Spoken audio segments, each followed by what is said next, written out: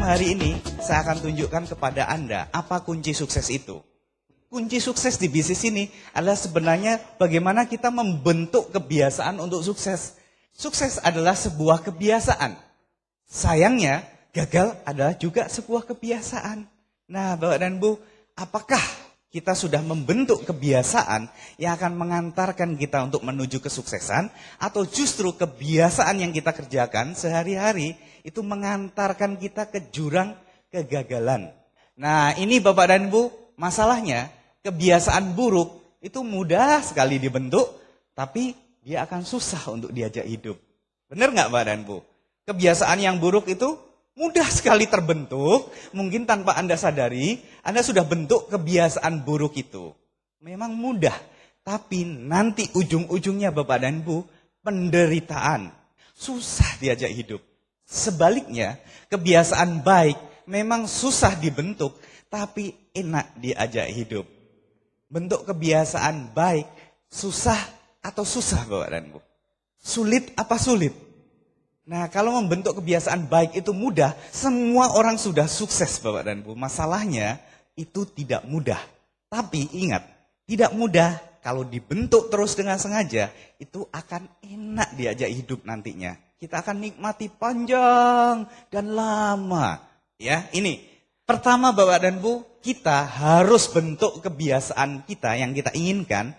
Dan nanti kebiasaan kita ini yang akan membentuk seperti apakah kita.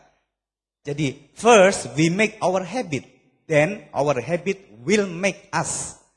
Ini kata-kata yang sangat powerful, sangat kuat sekali, dan saya benar-benar senang ya mendengarkan itu dan betul mengandung kebenaran Bapak dan Bu.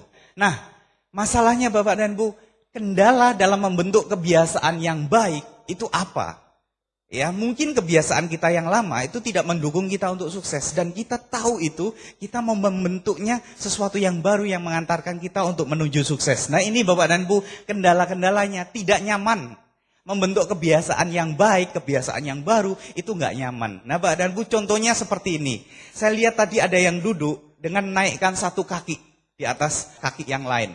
Ya, maksud saya nggak di atas kursi, ya, tetap tapi Anda naikkan.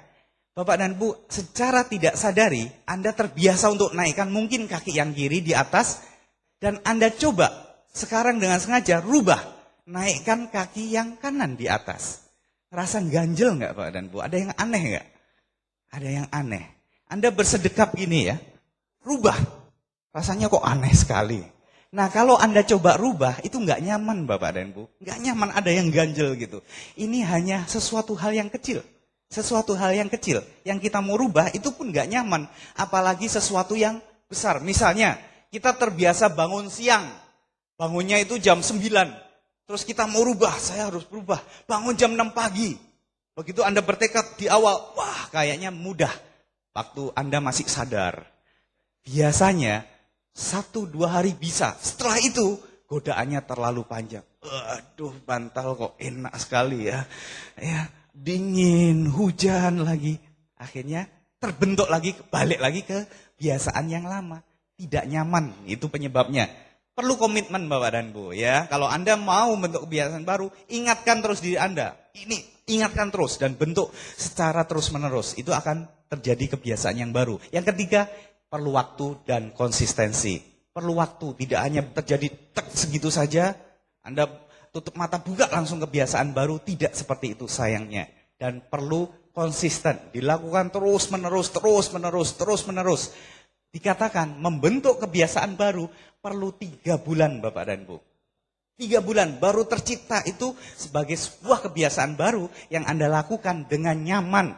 Makanya dibilang kalau Anda membentuk kebiasaan sebagai 15 planner, cuman sekali hari ini Anda qualified ikut 15 planner meeting, bulan ini saja. Setelah itu balik lagi presentasi cuma 5 kali. Bulan depannya lagi balik 15 kali. Belum terbentuk Bapak dan Ibu. Kalau Bapak dan Ibu bisa membentuk kebiasaan itu 15 kali presentasi terjadi 3 bulan berturut-turut, itu baru akan ada tanda-tanda Anda punya kebiasaan baru itu. Kebiasaan untuk sukses. Makanya silver planner, good planner itu 3 bulan, bukan sebulan Bapak dan Ibu ya. Berikutnya, bagaimana kebiasaan terbentuk? Biasanya dimulai dari pikiran. Dari pikiran kita terciptalah tindakan. Ada nggak Anda yang melakukan sesuatu tanpa mikir? Jalan tanpa dipikir. Refleks gitu, tiba-tiba nyampe di sini Sutosoma. Kalau yang ada, tolong angkat tangan, saya mau belajar kepada Anda. Ya, semuanya dirancang di dalam pikiran dulu.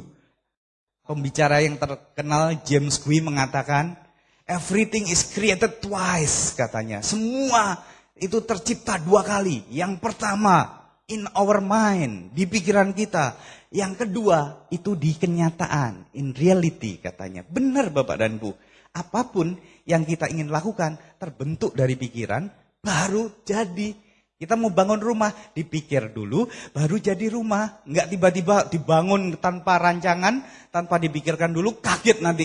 Pintunya kok ada di samping ya. Ya, bentuknya kok tidak seperti yang saya harapkan. Akan terjadi seperti itu. Nah, flow-nya seperti ini Bapak dan Bu. Pikiran itu akan menciptakan tindakan Anda. Dan tindakan ini akan menjadikan sebuah kebiasaan. Dan kebiasaan ini akan membentuk karakter Anda. Dan karakter Anda yang terbentuk karena kebiasaan Anda tadi, itulah yang akan menentukan nasib baik atau nasib buruk yang Bapak dan Ibu akan nikmati. Terbentuknya seperti ini. Jadi kebiasaan Anda itu akan berakhir dengan nasib. Jadi ada orang yang sial terus tiap usaha sial terus lagunya ya nasib, penyesalan terus ya. Dia nggak tahu cara mengubahnya. Padahal kalau dia hari ini datang, dia tahu cara mengubah nasibnya. Ya, jadi caranya gini Pak dan Bu, rubah kebiasaannya. Caranya gimana? Dirubah pola pikirnya terus-menerus sehingga tercipta tindakan baru, tercipta kebiasaan baru, karakter baru dan nasibnya akan berubah. Seperti itu. Terus ini kebiasaan orang gagal. Jangan diikuti Bapak dan Bu, kecuali Anda pengen gagal. Ya, saya cuma kasih tahu, siapa tahu Anda pernah melakukannya atau barusan saja melakukannya. Ya, yang pertama, senang menunda-nunda. Jadi orang gagal itu kalau ada sesuatu senangnya nunda-nunda. Misalnya punya keinginan, saya mau sukses. Untuk sukses apply-nya bilang presentasi minimal 15 kali. Oke, di awal oke, tapi begitu mau presentasi ditunda. Entar besok, sehingga namanya diganti Tarso. Karena selalu bilang entar besok. Akhirnya nggak pernah presentasi, ditunda terus. Ya, terus berikutnya suka cari alasan terus. Ya, kalau ditanya, katanya mau sukses. Ya saya gini ya, orang yang saya ketemui tidak ada yang mau gabung. Ya memang kan begitu ya. Nah saya belajar dari leader besar Core System ya Pak Suprato Cuaca di Jakarta. Dulu di awal saya bergabung di bisnis ini saya belajar banyak.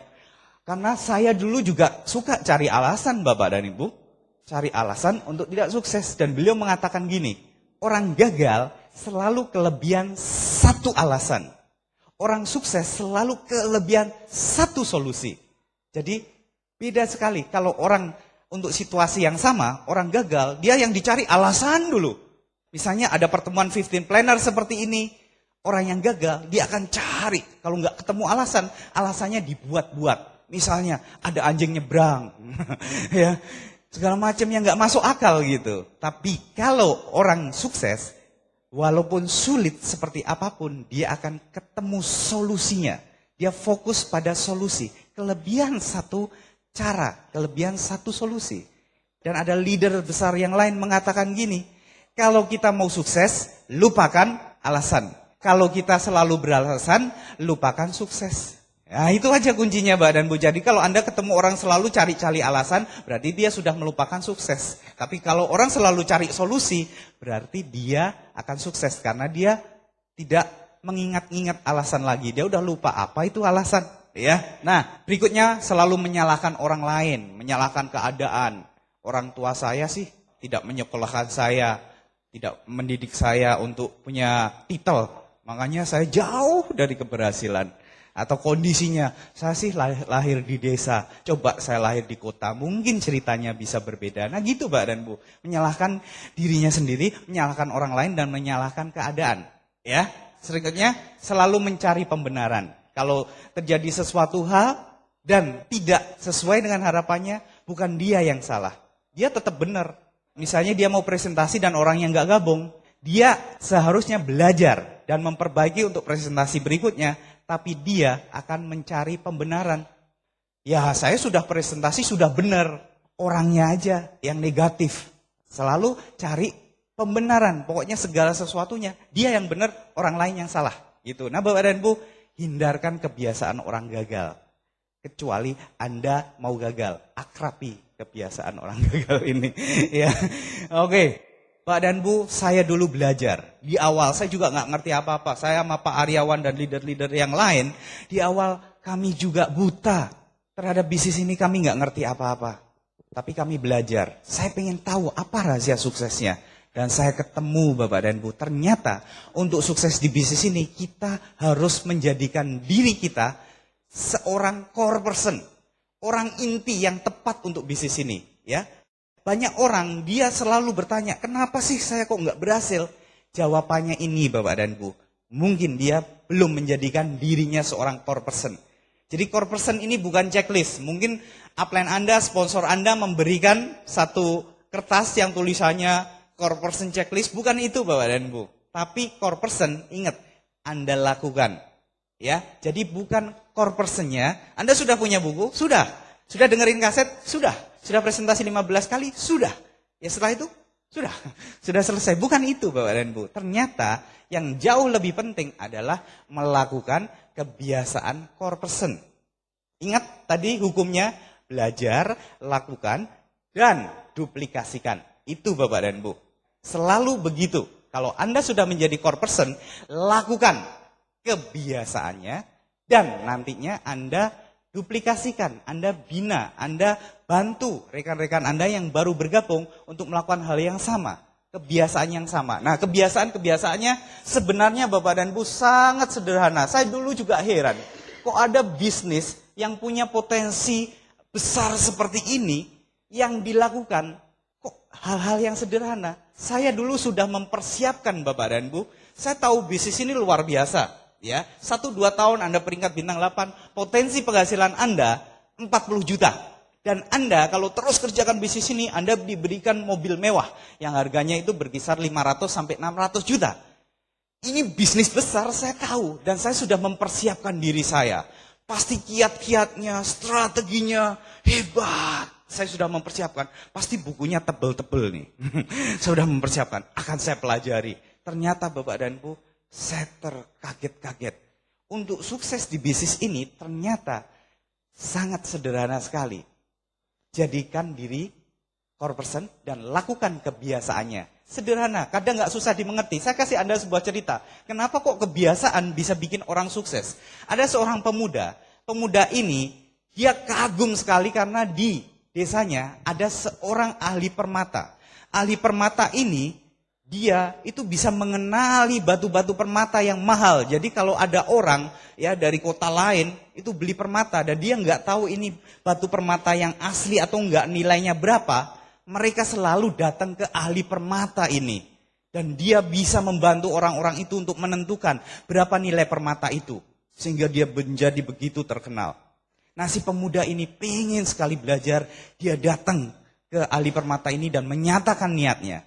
Karena melihat si pemuda ini begitu ingin belajar, si ahli permata ini akhirnya luluh hatinya. Dan dia katakan gini, oke anak muda, saya terima kamu jadi muridku. Mulai besok jam 8 pagi, kamu datang ke sini dan saya akan ajarkan ilmu untuk jadi ahli permata. Si pemuda ini senang sekali Pak dan Bu. Dan besok paginya dia datang jam 8 pagi.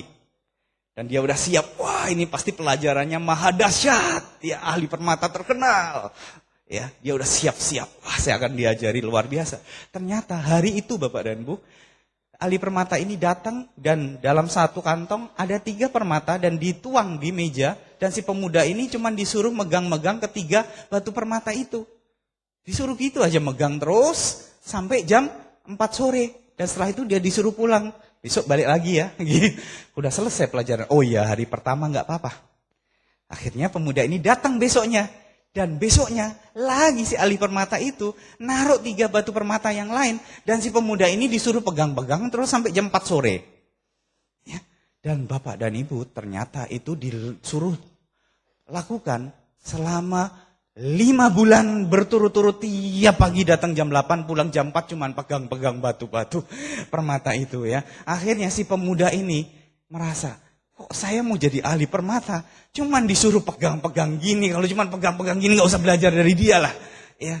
Dan dia menemui si ahli permata dan mengatakan ini, Pak, terus terang, saya tidak sanggup melakukan ini lagi. Saya berharap jadi ahli permata, Pak. Tapi saya kok cuma disuruh megang-megang batu. Akhirnya si ahli permata bilang gini, oke, nggak apa-apa kalau kamu memang sudah mau berhenti. Tapi besok kamu masuk 1 hari terakhir. Ya, oke. Dia besoknya masuk dan si ahli permata ini datang. Dan di hadapannya cuma ditaruh 1 batu. Dan disuruh pegang si pemuda ini. Dan pemuda ini mengatakan gini, weh, ini bukan permata asli.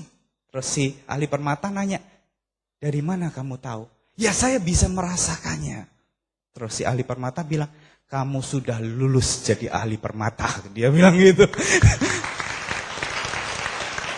Jadi si anak muda ini, dia gak sadar bahwa dia tiap hari itu sudah dilakukan suatu kebiasaan untuk mengenali permata-permata yang berbeda-beda. Sehingga dari apa yang dia lakukan, dengan tangannya pun dia sudah bisa tahu yang mana yang asli, yang mana yang mahal, dan mana yang permata palsu. Dan dia lulus, Bapak dan Bu. Kebiasaan yang membosankan, yang pemuda ini pun gak sadar ternyata bisa jadikan dia ahli permata yang hebat. Nah Bapak dan Bu, di bisnis ini, kalau Bapak dan Ibu mengerti dan sadari dan tahu kebiasaan yang dibentuk sebenarnya sederhana sekali Bapak dan Bu. Kebiasaan untuk menjadi seorang core person. Kebiasaan core person itu apa saja? Nah saya akan buka-bukaan dengan Anda berdasarkan pengalaman saya. Siapa yang pengen dengar Bapak dan Bu? Wah oke, semangat Anda luar biasa. Oke, nah ini kebiasaannya Bapak dan Bu. Melakukan presentasi minimal 15 kali per bulan. Ingat di awal saya tanya, semua orang pengen sukses, siapa mau kerjanya? Ada yang mau, ada yang enggak. Sukses tetap mau suksesnya. Presentasinya enggak Pak. Ya, enggak bisa Bapak dan Bu. Ini satu paket. Pekerjaannya ini. Tadi ada yang new, kalau enggak salah silver planner atau gold planner mengatakan, nafas di bisnis ini adalah presentasi. Nafas hebat sekali Pak. Benar sekali. Jadi kalau Anda sudah nggak presentasi, artinya Anda nggak bernafas. Kalau Anda sudah berhenti bernafas, artinya sudah koit katanya. Ya, sudah mati Bapak dan Bu. Jadi jangan heran, jangan komplain. Ada orang yang bilang gini, Pak, bisnis saya kok nggak berkembang Pak? Ya, selalu pertanyaannya Bapak dan Bu, apakah Anda sudah presentasi? Ada orang yang mengeluh ke saya dan mengatakan, Pak, saya kayaknya nggak jodoh di bisnis ini. Saya nggak bisa mengembangkan bisnis ini Pak.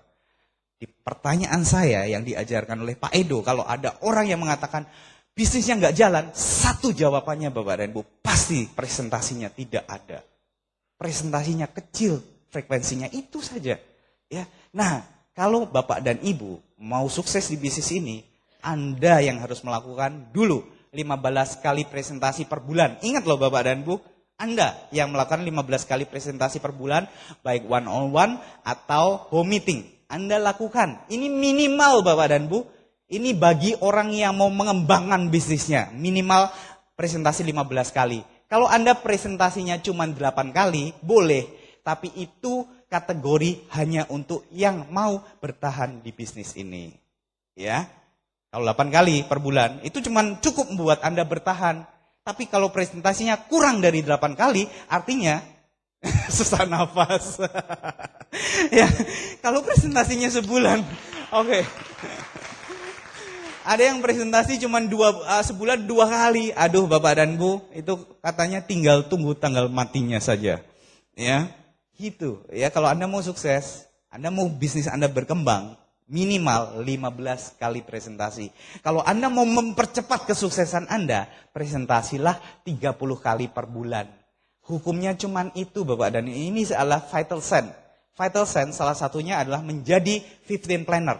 Ya, ingat ya, vital sign itu adalah untuk mengukur kesehatan bisnis Anda. Kalau Anda mau punya bisnis yang sehat, pastikan Anda dulu 15 planner dan Anda ajak grup Anda untuk 15 planner.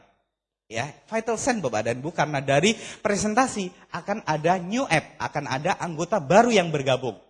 Ya, selama ada presentasi akan selalu ada anggota baru yang bergabung. Jadi jangan pertanyaannya dibalik, kenapa kok nggak bisa berkembang jaringan saya? Pasti ujung-ujungnya karena presentasinya kurang.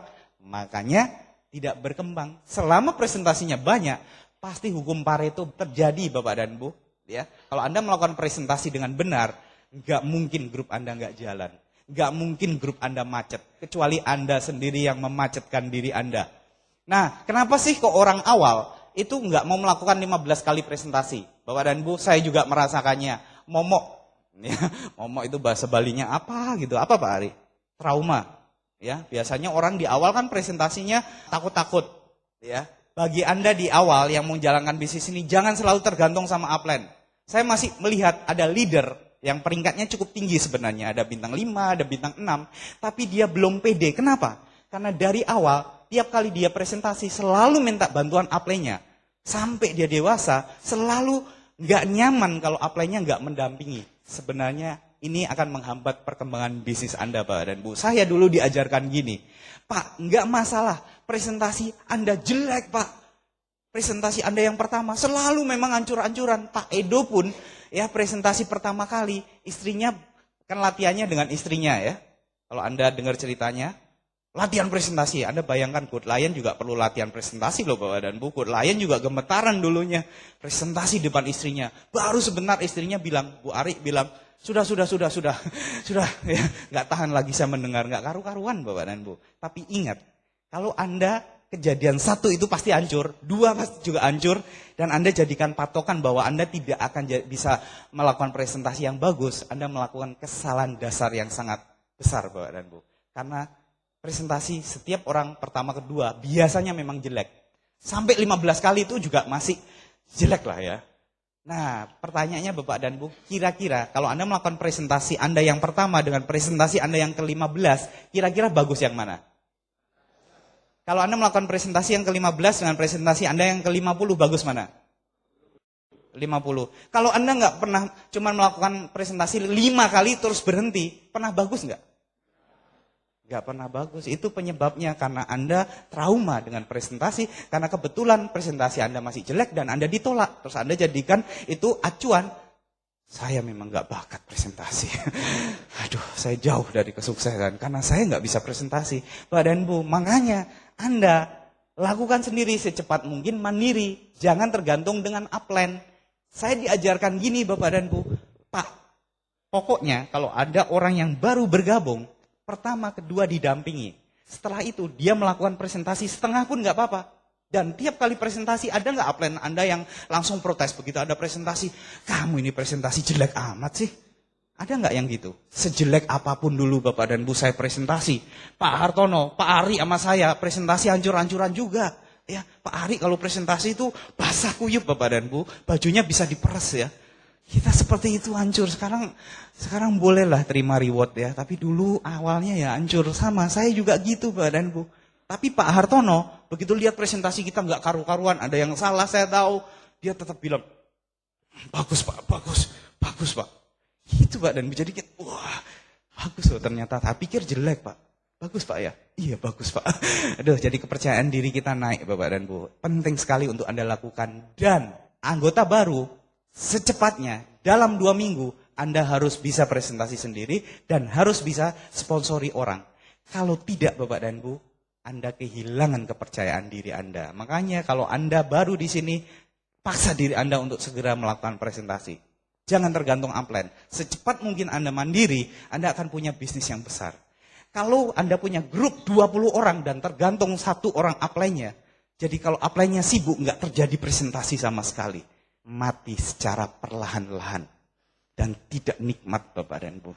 Ya, makanya lakukan presentasi karena itu penting. Nafasnya di bisnis ini ada yang bilang tulang punggungnya. Ya, kalau nggak ada tulang punggung kita nggak bisa berdiri. Benar juga. Makanya sudah benar lakukan. Ya, sudah benar semuanya tinggal dilakukan saja ya. Nah, ingat Bapak dan Bu, kualitas didapat dari kuantitas. Semakin sering Anda lakukan, Anda akan jadi orang yang hebat. Tahu nggak jago karate Bapak dan Bu? Orang yang belajar karate, di awal kan dikasih ban putih. Orang baru belajar karate, biasanya kalau ketemu orang di jalan disenggol, gerakannya, heboh, mengeluarkan jurus yang baru dia pelajari. Bener kan? Kalau orang sudah belajar karate lama dan dannya hitam, dia disenggol orang, dia tenang nggak Pak dan Bu? Apakah seperti yang dan putih tadi? Enggak ya. Yang dan putih itu gerakannya macam-macam, ditendang, bis jatuh. Ya. Tapi yang dan hitam beda. Tenang aja, lawannya macam-macam. Nah, kenapa? Karena dia sudah punya yang namanya ilmunya. Dia sudah punya kemahirannya. Didapat di mana? Perlu waktu, perlu latihan. Ya, dilakukan terus-menerus. Makanya kalau Anda mau jadi jago presentasi, Anda lakukan presentasi. Anda akan jadi jago. Kita bisa karena biasa, bukan bisa karena melihat. Anda bisa karena biasa. Kalau Anda lakukan, Anda akan jadi jago presentasi. Ya, jadi Anda lakukan terus presentasi, jadikan sebuah kebiasaan. Jadi teman-teman saya, dulu saya juga ya, Pak Aryawan juga, Pak Bagi, Pak Adi itu, ya Pak Rai Susandi, mereka bilang, Pak, saya kalau nggak keluar malam presentasi, Pak, gatelan, Pak. Ya, ada yang hilang, Bapak dan Bu. Kenapa? Sudah jadi sebuah kebiasaan. Ya, sudah menjadi sebuah kebiasaan. Nah, kalau udah terjadi seperti itu, tanda-tanda orang sukses, Bapak dan Bu. Kalau kebiasaannya presentasi, lah itu kan nafasnya di bisnis ini. Kalau dia nafas terus, kan dia sehat.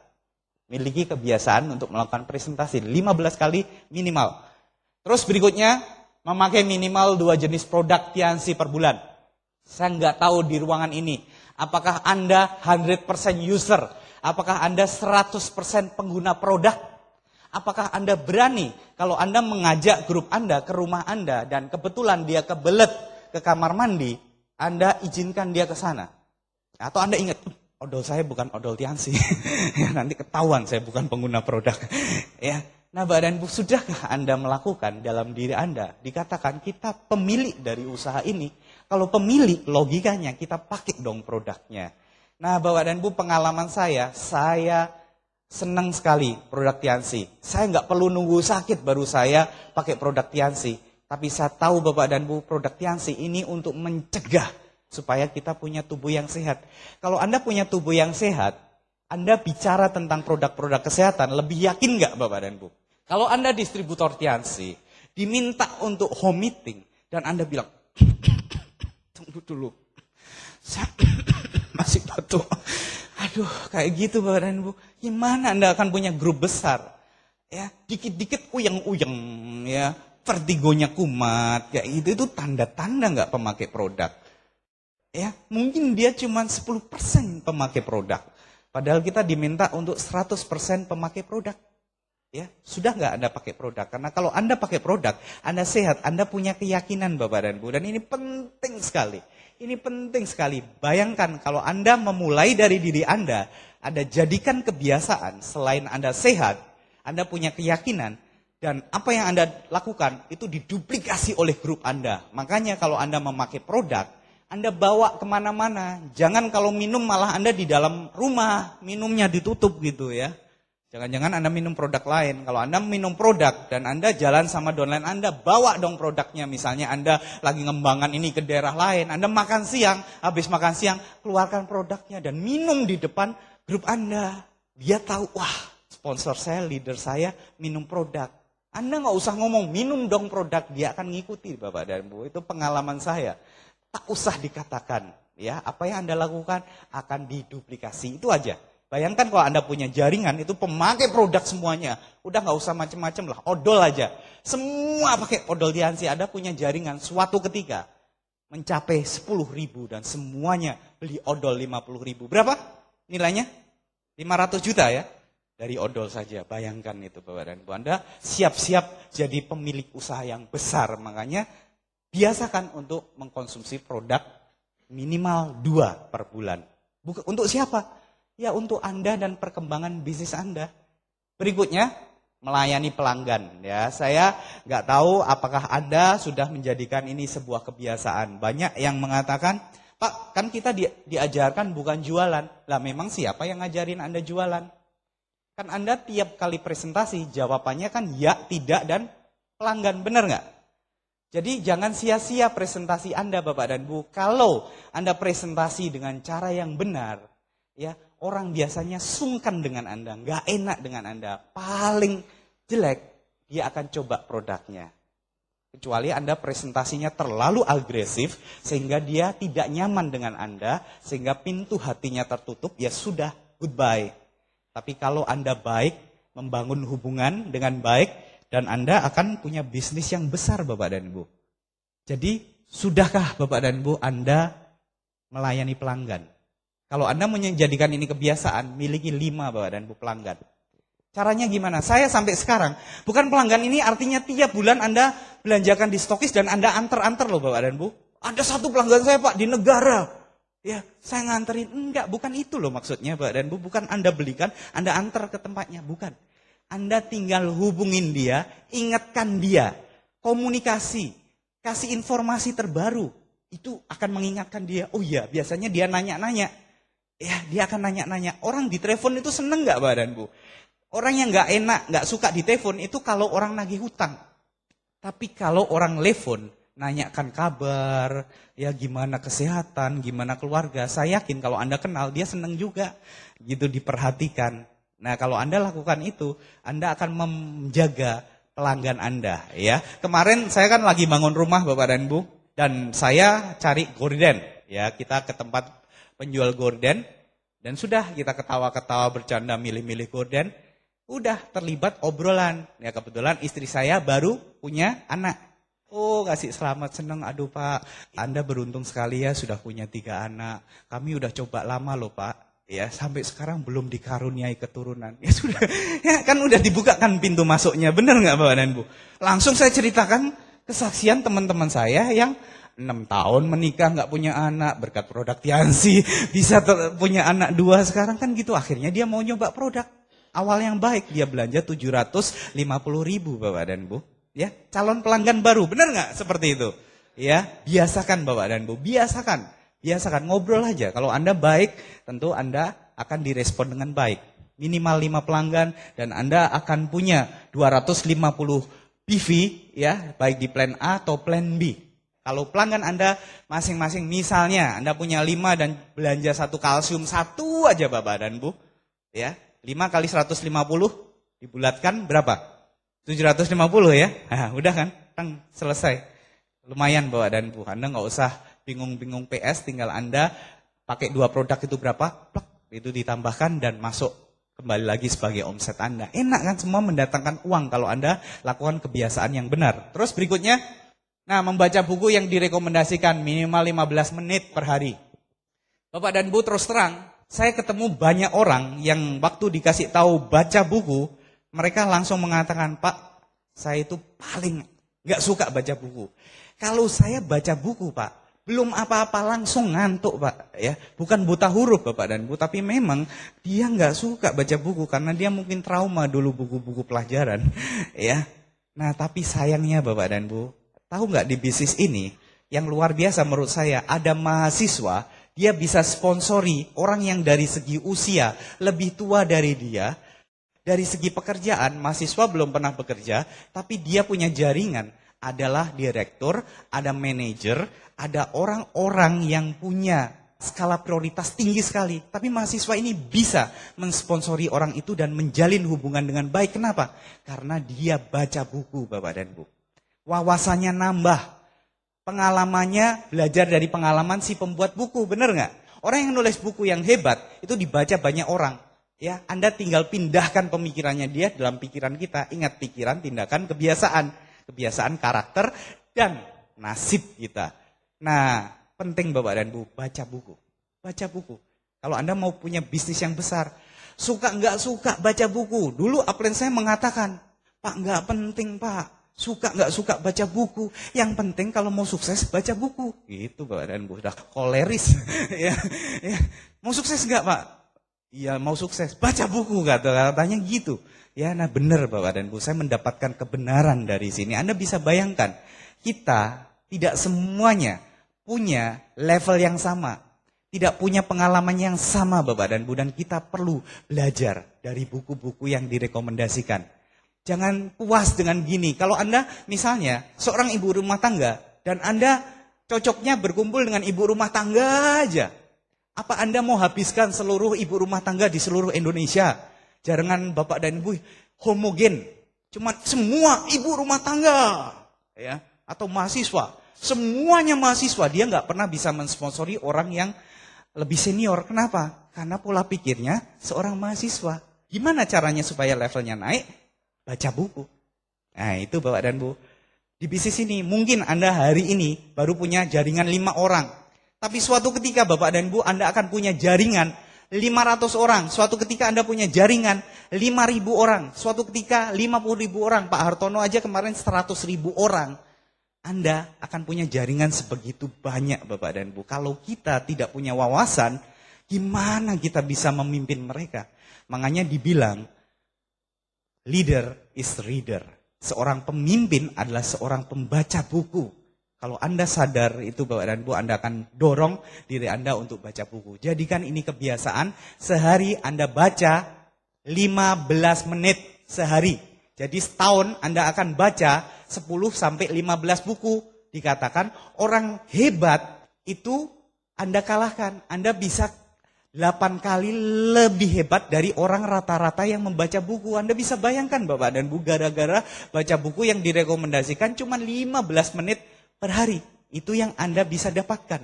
Dan yang penting, jangan cuma baca sekali Bapak dan Bu, dan Anda langsung tutup. Sudah selesai. Belum. Ya, ada yang sudah baca bukunya. Sudah baca buku Berpikir dan Berjiwa Besar. Sudah Pak. Gimana isinya? Ya biasanya kan kita sharing kan. Langsung dia mulai keringatannya sejagung-jagung keluar. Karena yang dia baca cuma judulnya saja Bapak dan Bu. Dan dia nggak tahu apa isinya. Bahaya sekali seperti itu. Ya, kalau Anda baca habis pun hanya 10% yang masuk. Anda perlu ulang minimal 10 kali baru Anda paham isi buku itu. Yang saya lakukan begitu. Saya kalau baca buku baru dulu Berpikir dan Berjiwa Besar di awal saya stabilo Bapak dan Bu. Yang mengena berbicara pada saya stabilo. Enggak semuanya saya stabilo. Yang saat itu mungkin saya belum pahami maksudnya. Saya enggak stabilo. Kalau saya paham, berbicara dengan saya stabilo. Saya ingat buku pertama yang saya baca, ya Berpikir dan Berjiwa Besar. Begitu saya baca itu sampai jam 2 pagi. Dan kata-kata yang begitu mengena sampai sekarang saya ingat. Itu di buku itu dikatakan gini. Kenapa kita terbiasa untuk mengagumi kisah sukses orang lain? Kita tepuk tangan, wah dia hebat, wah, dia layak dikagumi. Kisah suksesnya selalu dibaca orang banyak.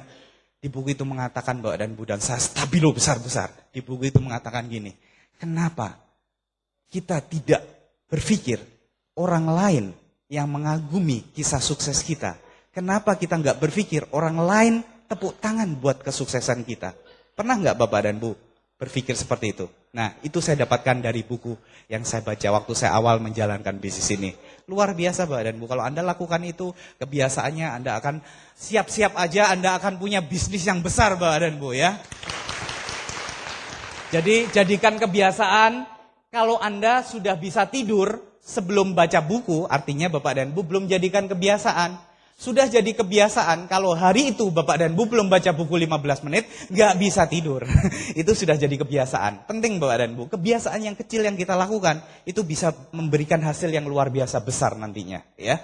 Ini buku-buku yang direkomendasikan, ada Berpikir dan Berjiwa Besar, bagaimana mencari kawan dan mempengaruhi orang lain, Cashflow Quadrant, banyak sekali Bapak dan Bu. Ya, saya tahu upline leader Anda sudah merekomendasikan ini. Nah, berikutnya, mendengarkan kaset. Ya, minimal 1 kaset atau CD. Nah, core system ini sekolah bisnis kita yang luar biasa Bapak dan Bu. Dan saya tahu siapa pemimpin-pemimpin besar di belakang support system ini. Ada Good Lion Edward Sarjono, ada Good Lion Suprato Cuaca, dan leader-leader semuanya yang punya integritas yang tinggi. Dan mereka Bapak dan Bu dikasetkan. Anda pernah bayangkan nggak gimana cara mengundang Pak Edo di desa Anda? Ya, di Sukawati ini mungkin di Belah Batu. Gimana caranya Pak ngundang Pak Edo di Belah Batu? Ya, syaratnya gimana? Beliau kan pemimpin besar. Bapak dan Bu, Anda nggak usah repot-repot. Anda tinggal beli kaset atau CD-nya Pak Edo dan Anda setel di rumah Anda. Anda seperti mendengarkan Pak Edo berbicara kepada Anda. Bayangkan Bapak dan Bu, di bisnis ini akan terjadi duplikasi yang luar biasa kalau Anda lakukan. Ya, kaset, budayakan kaset. Jadi saya tahu tingkat kesulitan menjalankan bisnis ini bagi Anda yang pertama kali belum punya pengalaman sama seperti saya, seperti Pak Aryawan, seperti Pak Dewo dulu di awal. Kita sulit Bapak dan Bu, ada downline nanyain, Pak kendala seperti ini gimana cara menghadapinya Pak? Saya ditanya kendala, itu kendala yang saya hadapi dan saya belum ketemu caranya menghadapi. Ya, gimana saya ngasih solusi? Gampang Bapak dan Bu, ada kasetnya. Sekarang ada kaset felt phone. Bener ya? Kalau ada jaringan Anda, grup Anda, Pak ada kendala ini, nggak punya duit. Beli kasetnya, dengerin. Pasti selesai masalahmu. Bener nggak Pak dan Bu? Coba budayakan kaset. Kalau Anda konsultasi sama grup, ya Anda nggak tahu caranya, fokus strategi, gimana ini jelaskannya? Ada kasetnya, fokus strategi. Dengarkan minimal 3 kali, dia pasti ngerti. Ketemu Anda, ya saya udah ngerti. Anda senyum aja enak. Ya, Anda nggak usah buang-buang terlalu banyak energi. Bayangkan Bapak dan Bu, kalau dalam jaringan Anda sudah terbudaya berlangganan kaset, siap-siap Anda punya bisnis yang besar. Kalau hari ini Anda baru mulai dari Anda, itu bagus Bapak dan Bu. Tapi secepat mungkin Anda pikirkan goal Anda untuk ngajak jaringan di bawah Anda minimal 20 orang untuk berlangganan kaset. Dan Anda akan menjadi seorang core leader. 20 goal Anda. Ya, kenapa? Kaset enak Pak dan Bu. Caranya ya seperti itu tadi. Kalau ada kesulitan, kaset. Kaset. Ya, Anda cari yang cocok buat dia. Udah selesai. Ya, tidak ada distorsi informasi. Anda bisa hadirkan Pak Leon, ada Pak Sadra, segala macam di rumah mereka. Ada Pak Edward Sarjono, ada Pak Suprato Cuaca, pemimpin-pemimpin besar berbicara langsung dengan mereka. Anda bisa bayangkan impact dampaknya itu seperti apa. Ya, sudah nggak Anda jadikan kebiasaan? Anda sendiri dengar, ya, jangan berlangganan kaset dibiarkan di stokis. Ya, percuma. Sudah berlangganan kaset, sudah Pak, sudah didengar. Yang mana Pak? Terlalu banyak yang belum didengarkan. Jangan Bapak dan Bu. Jadikan kebiasaan. Untuk siapakah ini? Untuk Anda. Ya, bukan untuk upline Anda, untuk Anda Bapak dan Bu. Ya, terus berikutnya hadir di setiap pertemuan core system. Penting Bapak dan Bu, kalau Anda nanti dengar kisah suksesnya Pak Aryawan, ngeri. Dulu kami di awal membuat kesepakatan. Kita nggak usah datang di pertemuan. Di pertemuan itu nanti kan ada yang negatif, ada yang positif. Biasanya yang negatif lebih banyak daripada yang positif. Nanti yang negatif lebih banyak mempengaruhi yang positif. Jadi orang jadi negatif. Aduh, seperti itu Pak dan Bu. Pola pikir kami kerdil sekali saat itu. Kami nggak tahu bahwa bisnis ini justru bisa berkembang lewat pertemuan. Saya belum pernah ketemu sampai hari ini orang yang sukses di usaha ini membangun bisnis ini tanpa pertemuan. Belum ada Bapak dan Bu. Jadi kalau di antara Bapak dan Ibu ada yang berpikir, saya mau sukses di bisnis ini, tapi saya nggak mau hadir di pertemuan. Ya, Anda nggak usah berargumentasi, nggak usah Bapak dan Bu. Tapi dalam hati Anda udah tahu, tinggal tunggu tanggal matinya. Ya, karena nggak ada, belum ada. Dan Anda jangan coba buktikan, buang-buang waktu Bapak dan Bu. Dibilang bisnis ini dibangun dari pertemuan ke pertemuan. Bisnis ini dibangun dari pertemuan di pertemuan. Di pertemuan Anda dapat info baru, Anda dapat acuan-acuan baru. Anda lihat, saya pernah ketemu seorang dosen ikut OPP, ya, dia udah nggak niat, dia ikut OPP. Selama dijelaskan, dia itu bisnis MLM, nggak tertarik dia, ya. Tapi dia duduknya di tengah, dia mau keluar sungkan Bapak dan Bu, orang Indonesia. Akhirnya dia udah setengah pikirannya keluar gitu ya. Tapi dia tunggu sampai selesai. Dan saat itu ada impact. Dan yang impact ada bintang 5. Saya bintang 5 ini maju. Pelan-pelan gitu ya. Dan seorang ibu rumah tangga. Ngomongnya aja belepotan Bapak dan Bu. Ya. Tapi yang bikin dia klik. Justru lihat orang itu, ibu ini. Dan dia mengatakan ke orang yang ngundang. Aduh, bisnis ini saya pasti bisa. Ibu rumah tangga aja bisa bintang 5. Ini gampang, saya pasti bisa lakukan. Gabung dia bintang 3 besoknya Mbak dan Bu. Di pertemuan. Banyak hal. Dari kesaksiannya, dari orang yang hadir, dari suasananya yang menyenangkan, yang positif. Segala macam itu bisa bikin orang itu berubah pikirannya. Makanya kalau Anda mau mengembangkan bisnis ini, bangun dari pertemuan ke pertemuan. Dan ingat Bapak dan Bu, jadikan kebiasaan Anda dulu yang hadir. Jangan jadi calo. Hadir di pertemuan, fokus meeting. Anda harus hadir. Dianya nggak ada di sini. Calo dia Bapak dan Bu. Seorang calo yang baik bikin orang untuk hadir di pertemuan, dianya di luar. Sama dengan kalau Anda naik bis di Kereneng bener ya. Tujuan Lovina naik penuh, yuk berangkat. Calonya tetap di sini. Nggak kemana-mana. Kita kan nggak mau jadi calo di bis ini. Kita mau jadi guide. Kita mengajak orang untuk sukses. Kita harus temani Bapak dan Bu. Jadi kalau Anda mempromosikan pertemuan, Anda harus hadir. Jangan promosi tanpa Anda hadir. Bahaya malahan. Ya. Dan Bapak dan Bu, ingat. Pertemuan yang paling penting adalah pertemuan yang tidak Bapak dan Ibu hadiri. Dulu saya dikatakan kayak gitu. Jadi saya harus hadir dong. Ya, kalau saya nggak hadir di pertemuan itu, pasti itu yang paling penting kan saya kehilangan. Dan nyatanya benar Bapak dan Ibu. Dan saya, Pak Aryawan, Pak Dewo, ya, Pak Ray Susandi, kalau Bapak dan Ibu perhatikan, Anda sering lihat mereka absen di pertemuan nggak? Saya sampai bosen lihat wajahnya Pak Ari, lihat wajahnya Pak Sandi. Tiap pertemuan ketemu lagi mereka.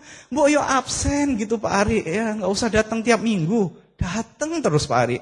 Ya, kenapa? Karena Pak Ari tahu Bapak dan Bu, bisnis ini dibangun dari pertemuan ke pertemuan. Bisnis ini dibangun dari pertemuan ke pertemuan.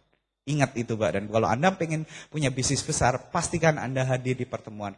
Karena siapa tahu pertemuan yang nggak Anda hadiri, di situ yang bikin Anda klik. Seharusnya Anda klik dan Anda bisa semangat, Anda bisa sukses di bisnis ini. Gara-gara Anda nggak hadir di pertemuan itu, Anda kehilangan momentum itu Bapak dan Ibu. Aduh, bahaya sekali, saya ngeri sekali. Makanya Vision Seminar, sampai sejarah Vision Seminar hari ini, seingat saya cuma 2 kali nggak ikut Bapak dan Ibu. Yang pertama waktu saya di Kenya, terima mercy saya. Yang kedua waktu saya dipanggil di hotel ada orang yang meninggal. Itu aja, selebihnya saya nggak pernah absen. Makanya Bapak dan Ibu jangan heran kalau saya bisa berhasil. Jadi kalau Anda mau berhasil juga seperti leader-leader Anda, pakai pertemuan untuk mengembangkan bisnis Anda. Anda promosikan. Jadilah promotor yang baik Bapak dan Ibu. Promotor yang baik, jangan langsung motivator ya. Dulu saya di awal Vision Seminar sama Pak Ari, kami belum pernah hadir. Belum pernah sama sekali hadir. Tapi Pak Hartono begitu menyihir kami, mengatakan Pak bagus sekali pertemuannya Pak. Ajak sebanyak mungkin, kalau Bapak cuma ada sedikit, penyesalannya itu lama dan panjang Pak. Benar Pak. Kami ajak, sampai kami katakan gini. Ya, kami promosi cuman gara-gara Pak Hartono meyakinkan kami ini bagus. Orang yang datang di sana Pak, pasti dia akan pemimpin besar. Saya Pak Aryawan dan tim awal dulu ya, itu promosi gila-gilaan. Sampai kami gini Pak dan Bu, money back garanti. Ya, beli tiket Vision Seminar, sampai acara selesai dan ditanya gimana acaranya. Kalau dia bilang jelek, tak balikin duitmu. Sampai hari sini, sampai saat ini, sampai detik ini saya belum pernah mengembalikan uang. Ya, sama sekali. Tanya Pak Aryawan juga belum pernah Bapak dan Bu. Justru gara-gara promosi Vision Seminar tambah lama tambah banyak, dompet kami tambah lama tambah tebal, peringkat kami tambah lama tambah naik. Ya itu aja. Kenapa kita nggak manfaatkan pertemuan? Promosikan pertemuan, promosikan buku, promosikan kaset. Enak Bapak dan Bu, jadi promotor yang baik. Kalau Anda belum baru bintang 3 mau jadi motivator, berat Bapak dan Bu. Motivator Anda perlu pengalaman, Anda perlu keahlian, dan Anda perlu jadi orang yang punya keunggulan dalam bidang orasi. Meyakinkan orang lain, tidak semua bisa. Tapi kalau jadi promotor, semua orang bisa Bapak dan Bu. Ya, hadiri setiap pertemuan core system. Nah pertemuannya seperti ini, ada pertemuan umum, OPP yang diadakan di setiap minggu, di setiap daerah. Anda bisa tanyakan nanti ke upline Anda, NDT diadakan 1 bulan sekali, dan Vision Seminar tiap 2 bulan sekali, itu pertemuan umumnya. Pertemuan bersyaratnya adalah 8 planner, ya minimal bintang 3 dan sudah melakukan 8 kali presentasi. Biasanya dilakukan 1 jam sebelum NDT. Terus berikutnya focus meeting atau disebut 15 planner meeting yang malam hari ini Bapak dan Ibu hadiri. Ya, minimal bintang 3 dan sudah melakukan 15 kali presentasi. Pertemuan lebih besar lagi adalah 30 plus meeting. Minimal bintang 4 dan Anda mengajak orang 30 hadir di Vision Seminar. Ingat, mengajak loh Bapak dan Bu, tidak menjual tiket. Pak, saya ikut 30 plus meeting, saya sudah jual 30 tiket. Mana orang yang 30 orang itu? Nggak ada yang ikut Pak, nggak boleh ikut Bapak dan Bu di 30 plus meeting. Orang yang mengajak hadir, bukan yang menjual tiket ya. Ingat, pahami, kan Anda pengen bikin bisnisnya besar. Kalau nggak diajak di Vision Seminar, gimana cara bikin jaringan Anda, organisasi bisnis Anda besar? Ya, manfaatkan pertemuan bersyarat ini dan semakin sulit syaratnya dan Anda hadir terus, Anda calon orang sukses Bapak dan Bu. Anda challenge diri Anda tantang diri Anda untuk bagaimanapun caranya Anda bisa hadir di pertemuan bersyarat. Itu yang kami dulu diajarkan oleh Pak Hartono, Pak Edo, Pak Ikwan. Kami di challenge Bapak dan Bu. Semakin sulit kami ingin menunjukkan. Semakin syaratnya sulit di pertemuan tinggal beberapa gelintir. Tapi Anda punya kebanggaan yang luar biasa kalau Anda bisa hadir di pertemuannya yang bersyarat. Ya. Nah, berikutnya menjadi good team player. Tapi sebelumnya Bapak dan Bu, saya ingin jelaskan kepada Anda seperti ini. 7 kebiasaan core person yang tadi saya sampaikan, 6 diantaranya. Nah, yang 1, 2, 3, jadi presentasi, pakai produk 2, dan melayani pelanggan. 3 ini berhubungan dengan Tiansi, Bapak dan Ibu. Berhubungan dengan PV, berhubungan dengan produk, berhubungan dengan network.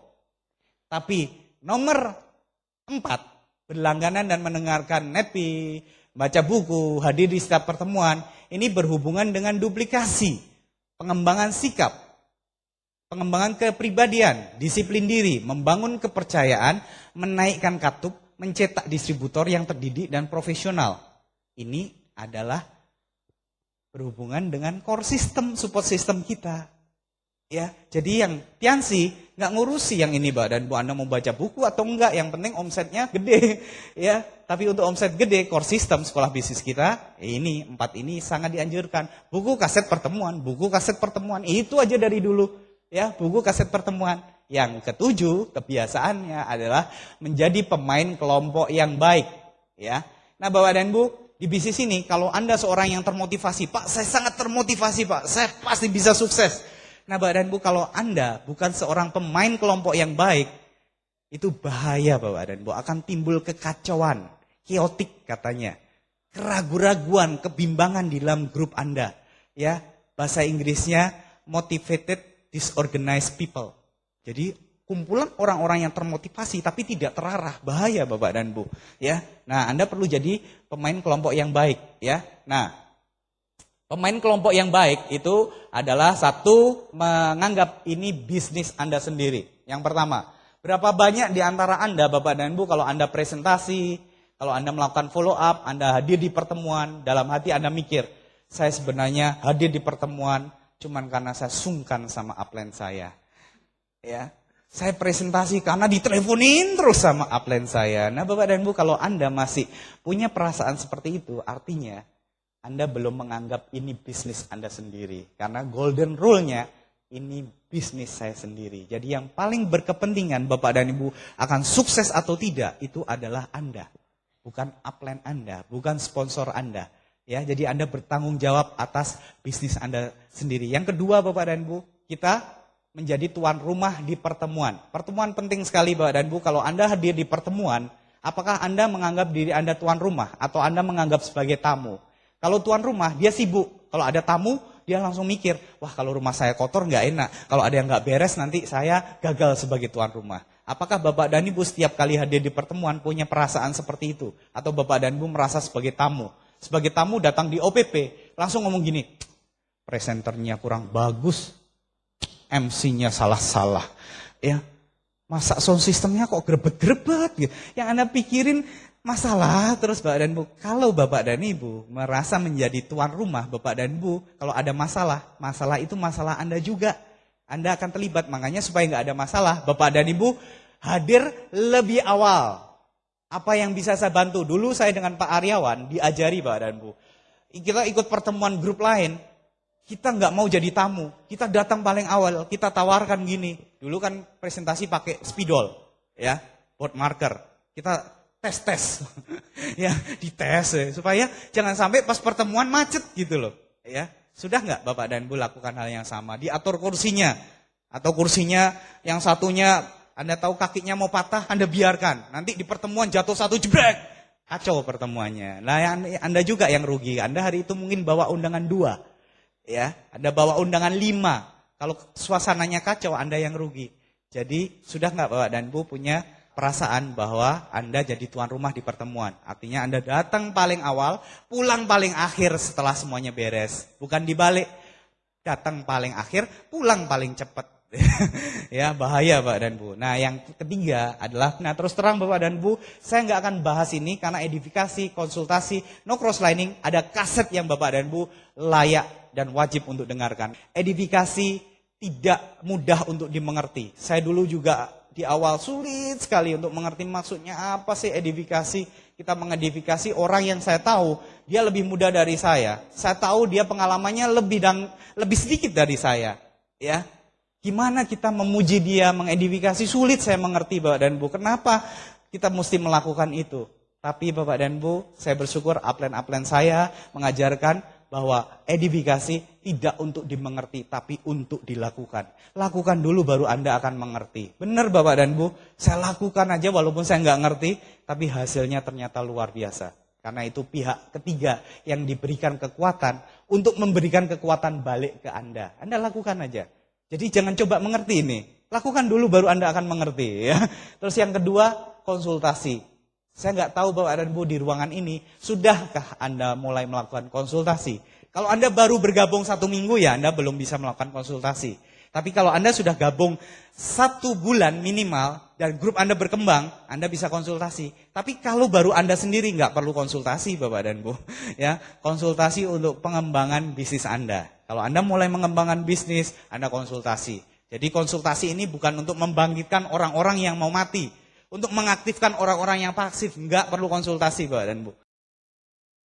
Konsultasi untuk grup yang mau berkembang, untuk memberikan arahnya ke depan seperti apa.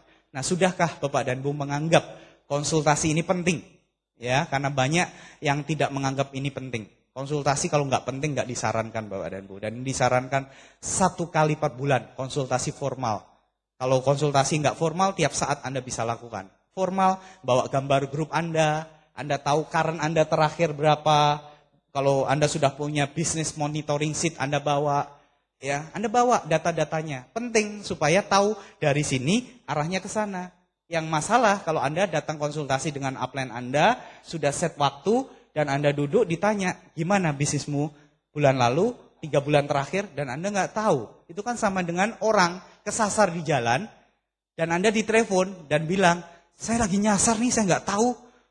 Saya mau ke sana tapi saya nggak tahu ini, kesasar saya. Terus ditanya, sekarang Anda di jalan mana? Dan dia bilang, nggak tahu saya di mana ini. Terus gimana cara nunjukinnya? Nggak bisa Pak dan ya udah terserah deh, ya nggak perlu dikasih tahu. Orang tuh nggak tahu juga di mana. Ya, nah kalau Anda mau pakai konsultasi, pakai dengan benar dan Anda minta waktu upline Anda, bukan upline Anda yang minta Anda untuk konsultasi. Jangan dibalik Bapak dan Bu. Ya, dan kalau Anda konsultasi, yang paling penting Bapak dan Bu, Anda jangan mempertanyakan. Jangan mempertanyakan. Ya, banyak orang yang konsultasi tapi mempertanyakan atau minta persetujuan. Minta persetujuan tuh gini contohnya Bapak dan Bu. Upline, kalau saya lakukan begini gimana? Terus upline Anda bilang gini, oh jangan, kalau kamu begini itu bisa begitu. Terus dia bilang, loh tapi kalau saya begitu saya bisa begini. Iya kalau kamu begitu jadi begini-begini gitu. Loh tapi saya kan mau melakukan begitu. Terus upline-nya akhirnya bilang, ya sudah dah terserah kamu. Ya, jangan mempertanyakan dan minta persetujuan saya, nggak perlu konsultasi. Dan Anda harus punya percaya Pak dan Bu. Rasa percaya sama upline. Orang yang pengen Anda sukses, upline Anda. Itu yang saya percayai juga Pak dan Bu. Kita memang dididik untuk tidak mudah percaya pada orang lain, apalagi mungkin tim kerja Anda. Orang-orang yang baru Anda kenal, ya, tiba-tiba jadi tim kerja Anda dan Anda disarankan melakukan sesuatu dan Anda curiga. Ada 2 orang Bapak dan Bu, sifat manusia. Yang satu curigaan, yang satu dia percayaan. Orang yang curigaan, dia curiga terus. Baru percaya kalau dia tahu itu benar. Tapi kalau orang yang percayaan, dia percaya dulu. Sampai itu terbukti salah. Ya, di bisnis ini Bapak dan Bu, Anda harus punya rasa percaya aja sama upline. Ya, itu yang kami lakukan. Percaya aja disuruh gini, ikut. Disuruh baca buku, ikut. Datang pertemuan, ikut aja. Resikonya Mbak dan Bu, upline saya terima reward, saya diajak terima reward juga gitu loh. Itu enaknya. Ya, kalau Anda lakukan bisnis ini, upline saya passive income, saya ikut passive income. Itu kalau kita ngikutin, kita percayaan aja. Ya, konsultasi sangat penting Bapak dan Bu. Yang terakhir, cross-lining. Cross-lining, Anda sadar atau tidak, tapi saran saya bagi Anda yang baru, jangan pernah melakukan cross-lining. Cross-lining adalah membicarakan bisnis Anda dengan orang yang tidak berkepentingan dengan Anda maju di bisnis ini. Ya, Anda bisa tahu itu, banyak orang bisnisnya hancur karena dia membicarakan tentang bisnisnya dengan orang yang tidak punya kepentingan dengan dia. Ya, akhirnya bisnisnya hancur dan saya lihat itu gara-garanya cuma cross-lining. Contohnya gini lah Pak dan Bu. Kalau Anda ya punya istri, Anda banding-bandingkan dengan istri orang lain, terjadi kekacauan enggak? Terjadi kekacauan. Atau Anda punya anak Anda diurusin tetangga Anda, boleh nggak? Kacau yang terjadi Pak dan Bu, chaotic. Ya, jadi jangan sampai itu terjadi. Jadi crosslining bahaya. Jangan pernah mendiskusikan masalah bonus. Banyak orang, waduh, kalau bonusnya bagus, bangga dia cerita-ceritakan ke crossline saya. Ini slip bonus saya, slip bonus saya, slip bonus saya, dia bangga. Pada saat dia bonusnya jelek, sama juga dia berkeluh kesah dengan crossline-nya. Aduh, bulan ini bonus saya cuma segini. Ya, Bapak dan Ibu, itu membunuh. Ya, crosslining bahaya. Pernah nggak Anda di sebuah perusahaan yang semua karyawannya tiap habis gajian cocok-cocokan slip gaji. Saya dapat segini, kamu dapat segini. Duh, kok saya kerja lebih lama, saya dapat gaji lebih kecil. Kacau nggak kira-kira? Kacau, makanya Bapak dan Ibu jangan dibicarakan. Bisnis Anda tidak untuk dibicarakan dengan crossline. Kalau Anda punya keluhan, ke upline. Ya, kalau Anda semangati downline Anda, nggak usah semangati crossline. Nggak ada hubungannya. Anda kasih semangat, oh kamu bisa. Dia bintang 8, bukan bintang 8 Anda. Benar nggak? Ya, kalau Anda semangat, Anda semangati downline Anda. Kalau Anda lagi loyo, Anda cari upline. Anda disemangati, jangan kebalik. Kalau Anda loyo, Anda punya masalah, Anda racuni downline Anda. Ceritakan semua masalah Anda, dan dia akan mati dengan cepat. Seperti minumlah baygon sayang, akhirnya mati Pak dan Bu. Ya. Nah, itu kunci, ya. Anda nggak perlu semangati upline Anda, ngapain upline Anda yang semangati Anda? Jangan dibalik ya, jangan dibalik-balik. Ya, penting sekali Pak dan Bu, prinsip crosslining. Karena apa? Orang suka cari teman. Orang suka cari teman. Ingat nggak kalau Anda dulu nilainya jelek, Anda dapat 4 gitu. Anda sedih, takut dimarahi orang tua. Tapi begitu Anda tahu si A, si B, oh dia dapat 4 juga, dia dapat 4 juga. Oh Anda seneng ya, bebannya tidak sendiri, punya teman dia. Ya, orang suka cari punya teman baik untuk hal yang buruk, dia suka cari teman. Anak saya kemarin pulang bawa hasil ujiannya, nilainya jelek Bapak dan Bu, cuma 65, jelek. Ya, dan kita sempat konsultasi dengan dia, dan dia bangganya ngomong gini, ada yang lebih jelek dari saya. Oh, ternyata dia di sekolahnya dia udah cek semuanya.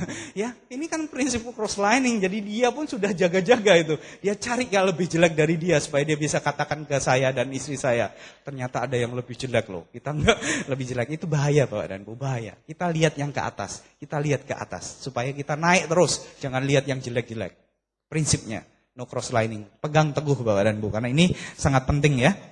Nah, Bapak dan Bu, bentuk kebiasaan itu secara terus-menerus, kebiasaan kecil, Anda lakukan terus, hari ini, besoknya lagi, minggu depan, bulan depan, tahun-tahun berikutnya, Anda lakukan terus. Hal-hal kecil yang Anda lakukan, Bapak dan Bu. Ada sebuah kata-kata yang luar biasa dikatakan gini, we are what we repeatedly do.